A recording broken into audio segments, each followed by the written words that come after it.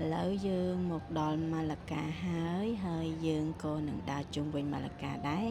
ហើយជាវីដេអូទី7ហើយនៃដំណើរកម្សាន្តរបស់យើងហើយទីក្រុងម៉ាឡាកាគឺជាទីក្រុងរបស់ប្រទេសម៉ាឡេស៊ីមួយដែរ No. You wait for me, please. ទីតាំងដែលយើងមកទស្សនាហ្នឹងគឺជាទីតាំងប្រវត្តិសាស្ត្ររបស់ទីក្រុងម៉ាឡាកាដែរហើយភាគច្រើនសម្បូរផ្លូវទឹកអញ្ចឹងគឺដោយសារតែមានប្រវត្តិរបស់គេកន្លែងដែលគេដឹកជញ្ជូនទំនិញតភ្ជាប់ជាមួយនឹងខាងអឺរ៉ុបខាងអីចឹងទៅមានប្រវត្តិសាស្ត្រច្រើនទៀតដែលយើងគ្រាន់តែដើរមកទស្សនាទេអត់បានសិក្សាស្រាវជ្រាវជ្រៅជ្រះទេនឹងឲ្យឃើញទេសភាពគេស្អាតហើយជាពិសេសហ្នឹងគឺតំណាងហ្នឹងគឺព្រះវិហារពណ៌ក្រហមនៅខាងក្រោយអញ្ចឹងឥឡូវយើងនាំគ្នាមកញ៉ាំអាហារពេលថ្ងៃត្រង់តែមិនត្រង់ទេដោយសារម៉ោង2ហើយម៉ោង2ហើយអញ្ចឹងរៀងជ្រេតិចដែរណាតែយើងអាចញ៉ាំជំនួសបាយពេលថ្ងៃបានឥឡូវចូលមកមើលមុខម្ហូបរបស់យើងម្ដងថ្ងៃហ្នឹងគឺកំងបែបទ្រង់ទ្រាយធំដែរណាសម្រាប់birthday អញ្ចឹងយើងមកញ៉ាំអាហារឆ្ងាញ់ៗនៅម៉ាឡាកាក្រោយពីញ៉ាំអាហារថ្ងៃត្រង់ហើយគឺយើងចាប់ផ្ដើមចេញដំណើរហើយអញ្ចឹងតម្រាំមកចាប់ផ្ដើមចេញដំណើរហ្នឹងគឺថ្ងៃក៏លិចបាត់អស់ដែរ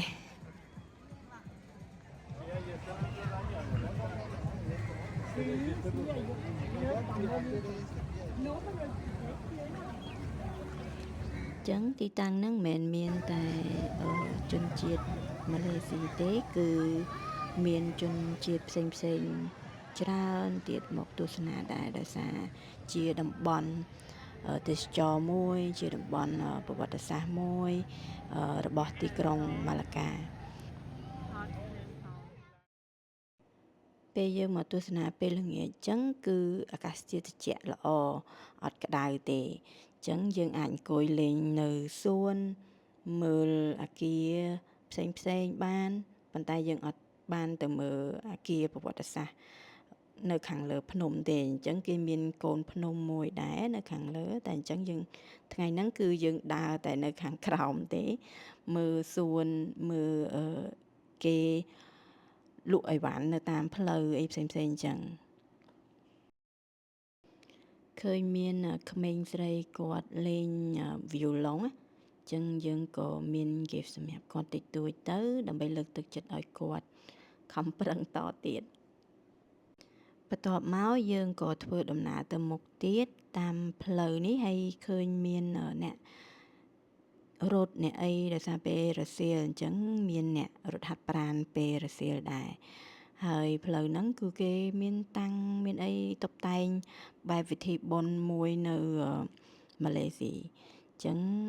ពេលទៅហ្នឹងគឺចិត្តដល់វិធីបុណ្យហ្នឹងអញ្ចឹងគេតុបតែងមានរូបកលាការ៉ូណាអាហ្នឹងខ្ញុំមិនដឹងតំណាងអីគេទេឥឡូវយើងចូលមកដល់កន្លែងបដោយទឹកនេះមាត់ទឹកនេះចឹងមានហាងច្រើនណានៅបដោយមាត់ទឹកហ្នឹងអញ្ចឹងជា restaurant របស់គេផងជាកន្លែងគេញ៉ាំ cocktail អីចឹងណានៅតាមបដោយមាត់ទឹកនេះដោយសារមេឃជិត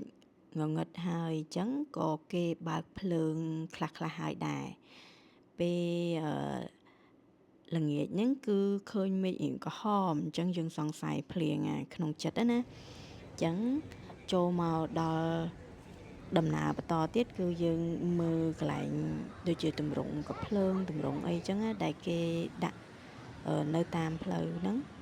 ហើយមានបន្ទាយមួយទៀតដែរដូចជាកន្លែងកាភ្លើងធំតែកាភ្លើងធំអីគឺយើងមកអង្គុយមើលទឹកសមុទ្រទឹកអីលេងចឹងតែខ្ញុំគិតថាទឹកសមុទ្រព្រោះវាជាដៃសមុទ្រចឹងណាក្រោយពីអង្គុយមើលទឹកមើលមេឃដូចស្ទុំចិត្តភ្លៀងអញ្ចឹងក៏បន្តដំណើរមកមើលកន្លែងកាភ្លើងធំហ្នឹងហើយមាន គេសរសេរប្រវត្តិសាស្ត្រអីផ្សេងនៅលើផ្លាកហ្នឹងដែរហើយក៏ចាប់ផ្ដើមបើកភ្លើងបដា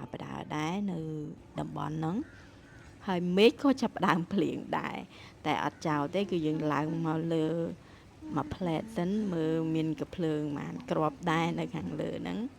ហើយចាំយើងបន្តដំណើរទៅជ្រកភ្លៀងឥឡូវភ្លៀងបានឈប់ហើយយើងក៏បន្តដំណើរទស្សនាអញ្ចឹងជុំវិញហ្នឹងក៏បើកភ្លើងអស់ហើយដែរដល់ពេលរាត្រីមកដល់គឺយើងចាប់ផ្ដើមដើរមើលភ្លើងពណ៌ម្ដងនៅក្នុងទីតាំងហ្នឹង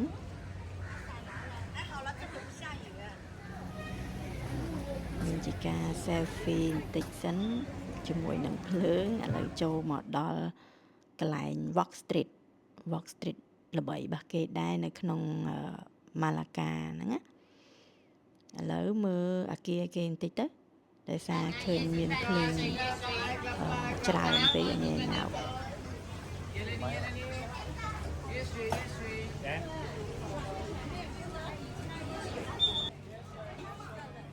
ដើរមើលមកផ្លែតមានជនខ្លះចង់ទិញនាឡិកាឃើញមានរូប Spider-Man មានអីចឹងក៏ចង់ទិញនាឡិកាមួយដែរម៉ានគេហៅម៉ានក៏អីមើល Good one is like one for only 50. Okay you have enough Yeah, I actually have enough.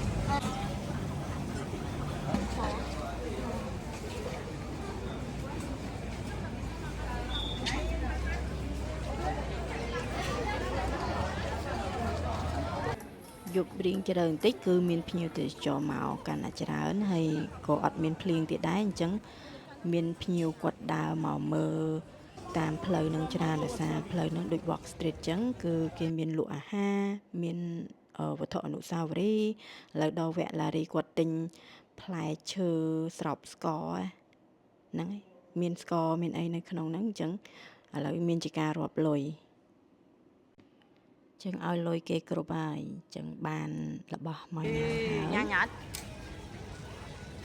យត់ឥឡូវចាប់ផ្ដើមបន្តដំណើរទៅមុខទៀតមើលគេតាំងអីវ៉ាន់លក់ផ្លែកផ្សេងទៀតទៅខាងមុខទៀតហើយហ្នឹងហើយក៏បានទិញអីវ៉ាន់ខ្លះដែរតិចតួចវត្ថុអនុស្សាវរីយ៍ហើយក៏បន្តដំណើរទៅមើលទៀតកន្លែងគេមានចាក់ចម្រៀងនិងច្រៀងអីឆាកអីខាងមុខនឹងឲ្យភ្ញៀវទេសចរគាត់អង្គុយដែរនេះឈ្មោះផ្លូវហើយហ្នឹងនៅចិត្តហ្នឹងគឺមានព្រះវិហារមួយដែរដល់វគ្គទិញនំ birthday ជា Happy birthday របស់ខ្ញុំអញ្ចឹងចាំមើលវីដេអូក្រោយទៀត